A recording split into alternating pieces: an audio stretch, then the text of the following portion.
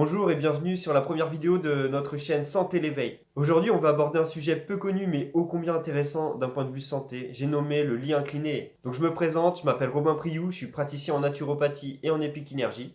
J'accompagne des personnes motivées qui souhaitent se retrouver, accéder à un mieux-être, à plus de liberté et d'autonomie au niveau de leur santé, tant physique que psychique et émotionnelle, grâce à des méthodes naturelles et de renforcement. La thérapie du lit incliné, ça a été pensé par un ingénieur anglais qui s'appelle Andrew Fletcher. A priori, c'est pendant une visite au musée où il serait tombé face à face avec le lit d'une reine égyptienne. De mémoire, c'est la mère de Khéops. Et en fait, ce lit, il était incliné. Donc sa théorie, elle repose sur les effets de la gravité. Dans la nature, les arbres sont toujours debout et la sève monte quand même par capillarité malgré la pesanteur. Pour Andrew Fletcher, c'est une erreur de dormir à plat et encore pire, les jambes relevées. La théorie du lit incliné, comme tu l'as deviné, je pense, faut incliner le lit.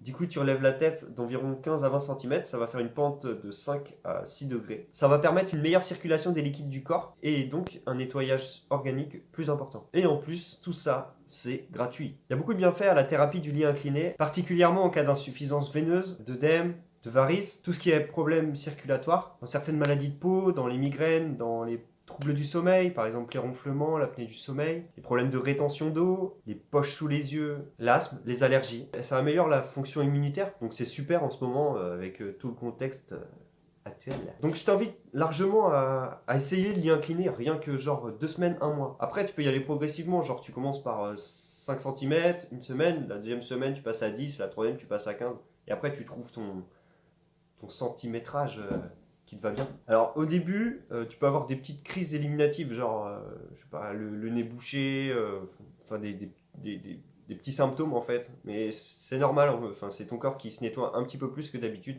donc c'est le temps d'adaptation. Au début, ça peut être compliqué de dormir aussi, parce que bah il y a plein de choses qui se passent dans ton corps que ton corps n'avait pas la possibilité de faire d'habitude la nuit.